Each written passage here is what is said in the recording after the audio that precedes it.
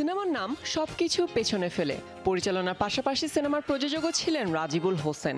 Sponsor করেছিল Fujifilm Bangladesh. শহরের 5 তরুণীর গল্প নিয়ে এক যুগ আগে সিনেমা নির্মাণ শুরু করেন নির্মাতা। এই সিনেমায় অতিথি চরিত্রে অভিনয় করার কথা ছিল ক্রিকেটার সাকিব আল হাসানের।